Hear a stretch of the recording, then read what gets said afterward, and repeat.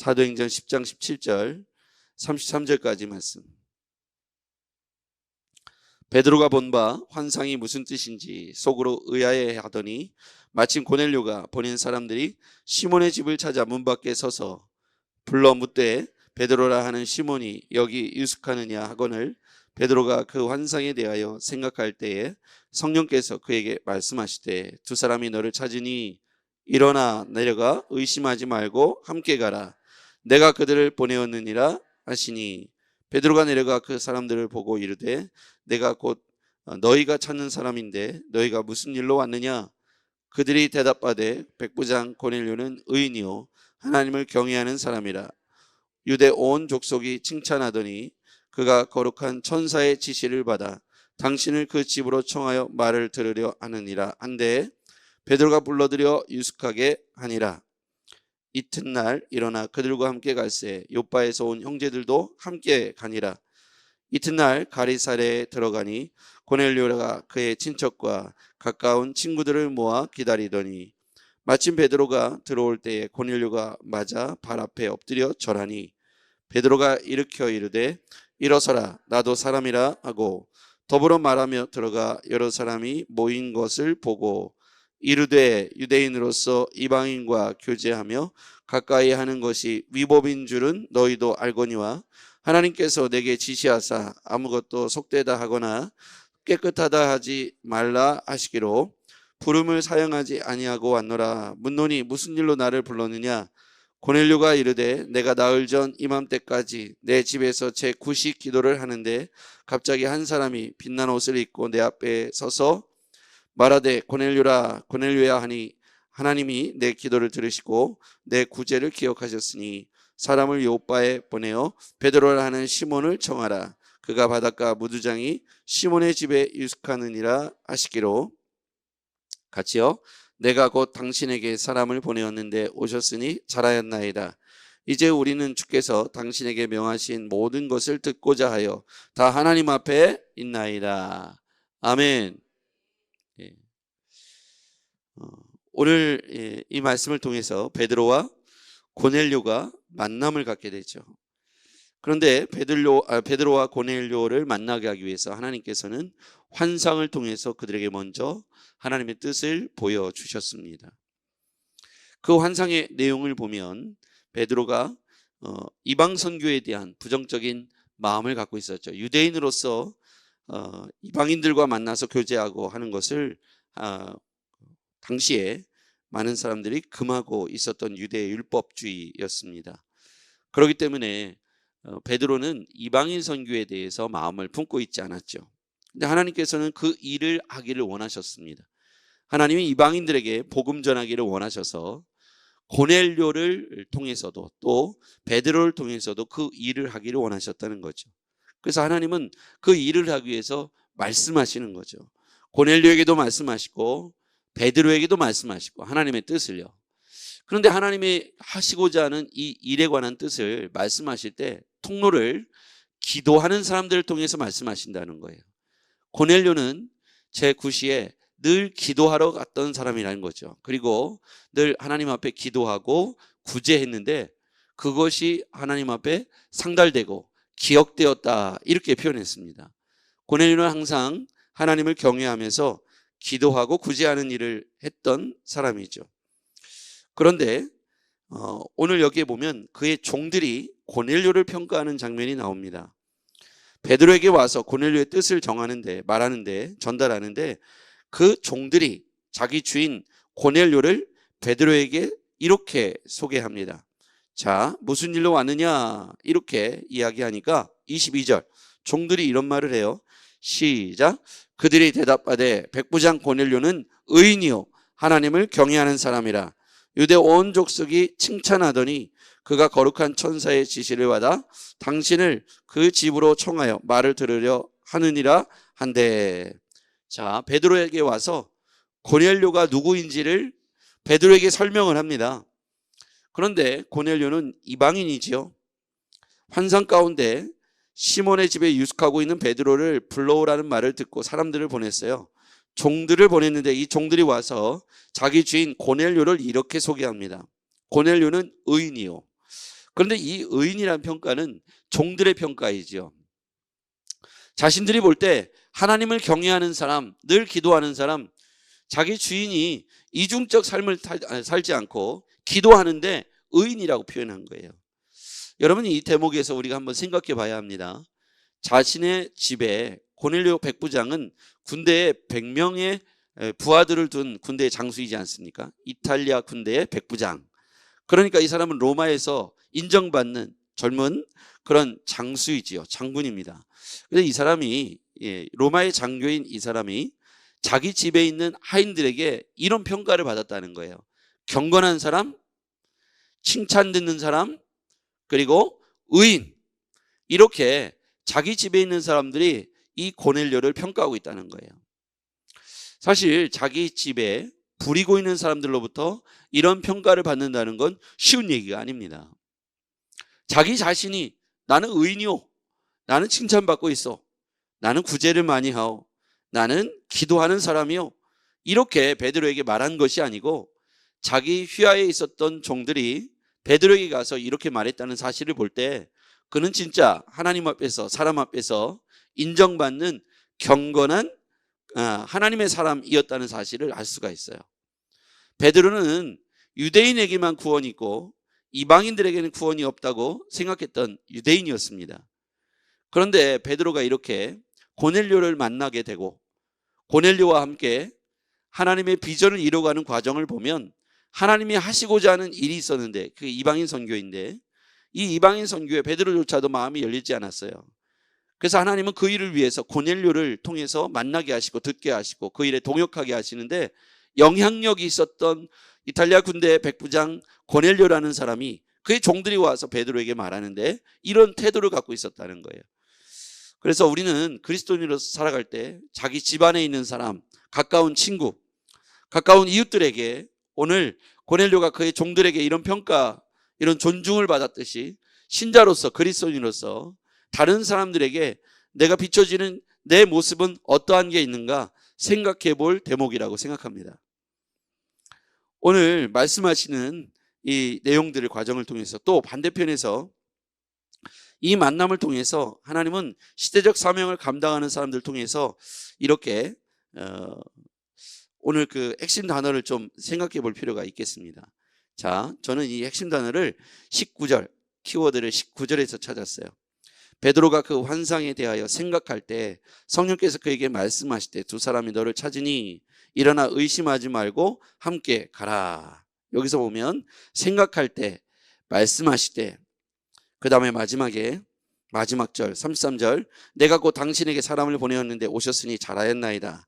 이제 우리는 주께서 당신에게 명하신 모든 것을 듣고자 하여 하나님 앞에 있나이다. 듣고자 하나님 앞에. 이렇게 네 가지의 핵심 단어를 찾아봤어요. 그 이유는 우리가 생각하는 것으로 끝이지 않고 하나님의 말씀, 성령님의 말씀에, 세밀한 말씀에 귀 기울일 수 있는 준비가 되어 있어야 한다는 것이죠. 그것은 기도하는 사람들이 들을 수 있습니다. 성령님의 세밀한 음성을 들어야 합니다. 하나님이 나에게 말씀하시는데 그 말씀을 듣기 위하여 기도하는 자리에 있어야 합니다. 기도할 때 주의 음성을 듣게 되는 것이죠. 오늘 여기서 말씀하신 건 환상에 대하여 생각하고 있었어요. 베드로가. 그때 성령께서 말씀해 주셨어요. 너를 두 사람이 찾아올 것이다. 의심하지 말고 내려가라. 성령의 이끄심에 민감하게 반응하기 위해서 기도하는 자리에 있었고, 늘 하나님과 동행하는 삶을 살았던 베드로는 성령이 말씀하시는 걸 듣고 순종하는 걸 볼 수 있어요. 자, 그 다음에요. 이렇게 베드로도 하나님 앞에 기도하는 사람으로서 성령이 하시는 말씀에 순종을 했고, 고넬료도 그 고넬료가 순종해서 시몬의 집에 유숙하고 있었던 베드로를 바로 즉시로 청하여 듣죠. 그러면서 그것을 그치지 않습니다. 24절의 이하에 보면 이튿날 가이사랴에 들어가니 고넬료가 그의 친척과 가까운 친구들을 모아 이미 기다리고 있었어요. 베드로를 맞이해서 하나님의 명령의 말씀을 듣고자 했던 것이죠. 베드로가 들어올 때 고넬료가 맞아 발 앞에 엎드려 절하니, 이렇게 나와 있고요. 자, 이 내용을 볼 때 고넬료는 순종하는 사람이었다는 것을 알 수가 있어요.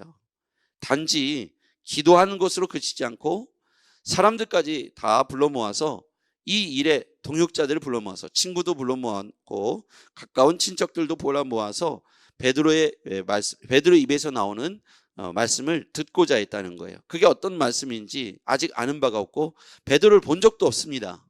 베드로를 본 적도 없는데 성령께서 그렇게 하라 그러니까 온전한 순종을 즉시로 했다는 거예요. 여러분, 우리가 이렇게 행동하기가 쉽지 않습니다. 순종이 몸에 배어 있지 않으면, 성령의 음성을 듣는 것이 훈련되어 있지 않으면 이런 결단과 순종과 하나님 앞에서 즉시로 그 열매를 맺어가는 과정을 이렇게 바로 순종하는 것을 쉬운 얘기가 아니죠. 고넬료는 기도하는 사람이었고 순종의 연습이 되어 있었어요. 그리고 즉시로 하는 그런 모습들을 계속해서 오늘 사도행전을 통해서 볼 수가 있습니다. 또 그것으로 그치지 않죠. 28절에 보면 같이 읽어볼게요. 28절 시작. 이르되 유대인으로서 이방인과 교제하며 가까이 하는 것이 위법인 줄은 너희도 알거니와 하나님께서 내게 지시하사 아무도 속되다 하거나 깨끗하지 않다 하지 말라 하시기로. 자기의 뜻과 다를 때 기도하는 사람들은 자신의 생각과 경험들을 내려놓고 하나님의 뜻을 우선시하는 것을 볼 수가 있어요. 고넬료가 즉시 순종하는 태도를 갖고 있었다면 베드로도 또한 자신의 생각과 충돌이 될 때, 자신의 경험, 가치관과 충돌이 될 때 자신의 것을 내려놓고 하나님의 음성, 하나님의 뜻에 자신의 뜻을 맞추는 걸 볼 수 있어요. 시대적 사명을 감당하는 것은, 하나님의 일을 하는 것은 유대인이냐 이방인이냐 하는 것이 중요한 문제가 아니었습니다. 이방인을 통해서도 하나님이 일하실 수 있고 유대인을 통해서도 하나님은 일하시는데, 하나님이 일하시는 방식은 순종하는 사람을 통해서 일하십니다. 하나님은 말씀하시고 말씀은 순종으로 반응한 사람들에 의해서 행동으로 옮겨집니다. 하나님이 궁극적으로 이 본문을 통해서 우리에게 말씀하시고자 했던 하나님 당신의 일은 이방인 선교였어요. 이방인 선교를 열어가기 위해서 깨뜨려야 할 장벽이 있었습니다. 그것이 바로 유대인들이 갖고 있었던 이방인 선교에 대한 부정적 시각이었어요. 그래서 그것을 깨뜨리기 위해서 하나님은 베드로에게 환상을 보여주셨어요. 부정하다고 생각하는 짐승을 잡아먹으라는 거죠. 잡아먹다는 표현을 생각해 보면 부정한 음식이라고 부정한 짐승은 이방인을 말했던 거고, 잡아먹으라는 말은 장벽을 깨라는 것이죠. 자신들이 갖고 있었던 이방인에 대한 구원에 대해서, 이방인 구원에 대한 부정적 시각을, 선민사상을 깨버리기 위해서 하나님께서 베드로에게 그런 환상을 보내주셨습니다. 그런데 베드로가 자신의 뜻을 굽히지 않았다면 아마 이방인 선교는 베드로에 의해서 방해를 받았을 거라고 생각해요. 걸림돌이 되는 것이죠. 근데 하나님은 베드로에게 환상을 보여주셨고, 그리고 고넬료에게도 환상을 보여주셔서 이방인 되었던 고넬료가 그의 종들에 의해서 경건한 사람, 의인, 칭찬받는 자, 하나님 앞에서 의로운 사람이라고 이렇게 베드로에게 소개가 돼요. 오히려 이방인임에도 불구하고 베드로는 그런 사람을 만나게 되죠. 종들에게 그런 평가를 받는다는 건 쉽지 않죠. 오히려 유대인들 중에 비난받아야 될 거짓된 사람도 많을 텐데, 이방인임에도 불구하고 하나님 앞에서 경건한 사람, 그의 태도가 마지막에 이렇게 비춰져요. 33절에 보겠습니다. 그가 이렇게 베드로 앞에서 이렇게 무릎을 꿇고요, 이렇게 듣고 있습니다. 33절 시작. 내가 곧 당신에게 사람을 보내었는데 오셨으니 잘하였나이다. 이제 우리는 주께서 당신에게 명하신 모든 것을 듣고자 하여 다 하나님 앞에 있나이다. 당신에게 명한 모든 명령을 듣고자 하여 하나님 앞에 있나이다. 베드로 앞에 지금 무릎 꿇고 있는데 사람들이 친척까지, 친구들까지 다 불러 모아서 생명부지 처음 보는 베드로 선생을 이제 듣고 있는데, 베드로는 뭐라고 얘기하냐면, 오자마자 내가 이방인들과 원래 가까이 안 하는 게 상식인 거 여러분들 다 아시죠? 근데 하나님께서 오라 하시니까 내가 이렇게 순종해서 왔습니다. 아, 그러시죠? 그렇잖아도 우리가 이렇게 처음 뵙지만 하나님께서 뭔가 나에게 환상을 통해서 베드로 당신을 만나게 하셨으니 하실 일이 있다고 생각해서 제가 친구들까지, 친척들까지 다 불러 모았습니다. 이제 말씀하십시오. 우리는 당신 앞에 있는 게 아니라 하나님 앞에 있는 겁니다. 이렇게 얘기하는 거예요. 고넬료가 얼마나 경건하고 의로운 사람이냐. 이 사람은 기도하는 사람이었어요. 그랬더니 베드로가 말하는 것이 베드로의 말이 아니라 하나님의 말이라고 이렇게 고백하고 있는 거예요. 하나님께서 당신을 통해서 우리에게 하나님 당신의 말씀을 오늘 하실 줄 우리는 믿습니다. 그러니 말씀하십시오. 나는 당신의 말이 아니라 하나님 말씀으로 듣겠습니다. 이렇게 이야기하고 있어요. 하나님은 이방인 선교를 하기 위해서 의로운 사람 이방인 고넬료를 통해서 동역자로 만들어주시고 베드로에게 환상을 열어서 갖고 있던 가치관을 깨트립니다. 근데 베드로가 훌륭했던 건 자신이 갖고 있던 경험을 하나님 말씀 앞에 꺾어버립니다. 자신의 가치관, 오래된 습관들을 하나님 말씀으로 우선순위해서 하나님 말씀을 세우고 자신의 가치관을 꺾어버리죠. 이게 훌륭한 거예요. 하나님은 이 시대에 누굴 통해서 일하시냐면 이방인이냐 유대인이냐가 이게 뭡니까? 조건이 아니죠. 하나님이 일하시는 사람은 그가 부자냐 부자가 아니냐, 많이 배웠냐 많이 배우지 않았느냐, 크리스찬이냐 아니냐. 성경을 보면 핍박자 사울을 통해서도 신약 성경의 위대한 3분의 1의 사역을 다 감당하시죠. 핍박자 사울을 통해서도 일하신다는 거예요. 이방인이냐 유대인이냐도 고넬료와 이 베드로의 관점에서 보면 그게 중요하지 않다는 걸 알아요. 하나님은 끊임없이 말씀하세요. 이방인들에게도 말씀하시고 믿지 않는 자에게도 말씀하시고 믿는 자에게도 말씀하시는데, 믿지 않는 자일지라도 하나님의 부르심에 응답하여 하나님 앞에 서는 사람들은 그것에 순종하여 크게 쓰임받을 것이고, 그러나 오히려 믿음 안에 거한다고 하는 사람들에게도 말씀하시지만 듣지 않는다면 자신의 관습, 가치관, 생각들을 얽매여서 하나님 말씀보다 자신의 가치관, 생각, 경험들을 우선시하고 이성을 우선시한다면 우리는 그리스도 안에 있지만 그리스도 안에서 올바른 사명을 감당할 수가 없다는 거예요. 믿음의 연조, 10년, 20년, 30년 믿은 것이 중요한 것이 아니라, 교회를 10번 출입하는 것이 중요한 것이 아니라 하나님의 말씀을 세밀하게 반응할 수 있고 하나님의 말씀을 늘 들을 수 있는 위치에 있는 것이 중요한 것이죠. 하나님의 음성을 듣기 위해서, 하나님의 뜻을 전달받기 위해서 우리는 기도하고 또 성령의 말씀하심에 민감하게 반응할 수 있는 영적 센서를 갖고 있어야 합니다. 여러분에게 그게 있기를 주의 이름으로 축복합니다. 기도하는 사람은요, 말씀하실 때 이게 나에게 말씀하시는 거구나. 내가 이 성경을 100번 읽었어도 오늘 나에게 말씀하시는 게 다를 수 있어요. 오늘의 내 삶의 위치에서, 내 삶의 환경에서 하나님이 나에게 수백 번 이 본문을 봤어도 오늘은 나에게 다른 말씀을 하실 수도 있어요. 그 말씀의 한 단어가 나에게 꽂힐 수도 있어요. 그러면 또 기도할 때 하나님 나에게 감동을 주시고 하나님이 나에게 성령을 통해서 내 마음속에 울림의 소리를, 내면의 소리를 듣게 하실 수 있습니다. 여러분은 아마 그런 소리들을 들었을 거예요. 그때 민감하게 반응할 수 있어야 돼요. 근데 기도하지 않고 성경을 보지 않고 예배 자리에 오지 않고 찬양의 자리에 서지 않는다면 성령이 우리에게 말씀하셔도 그 소리가 들리지가 않는 거예요. 지구가 돌아가는 소리가 엄청나게 크대요. 근데 그거를 우리가 주일에서 듣지 않지 않습니까? 마찬가지로 우리가 그리스도 안에서 하나님이 나에게 자연을 통해서, 사람을 통해서, 환경을 통해서 말씀하시는데 우리가 그 소리와 그 뜻을, 내 안에 울리는 성령의 메시지를 내가 분별하지 못하고 스쳐 지나가는 거예요. 그냥 지나가는 거예요. 그런데 이 소리가 어떤 이에게는 들리고 어떤 이에게는 지나가더라고요. 우리가 아침에 이렇게 은혜의 자리, 굿모닝 세븐에 나와 있으면 하나님께서 오늘 우리에게 주시는 메시지를 들을 수 있습니다. 예배의 자리에서 들을 수 있고 교제하다가 들을 수 있어요. 이게 뭐냐면 영적 센서가 열려있기 때문에 그래요. 아침에 기도하고 시작하면 기대치를 갖게 돼요. 영적 센서를 갖게 돼요. 그러면 하루 종일 그분의 세밀한 인도를 얻게 될 겁니다. 이게 죽어버린 사람은 말씀하셔도 못 듣는 거예요. 누구는 깨닫는데 누구는 깨닫지 못하고 원망의 자리에 섭니다. 그리고 자기는 못 듣는다는 거, 자기의 센서가 고장나 있는 거예요. 오염돼 있거나 고장나 있거나 그것을 어디에 있는지 그냥 파기해버린 거죠.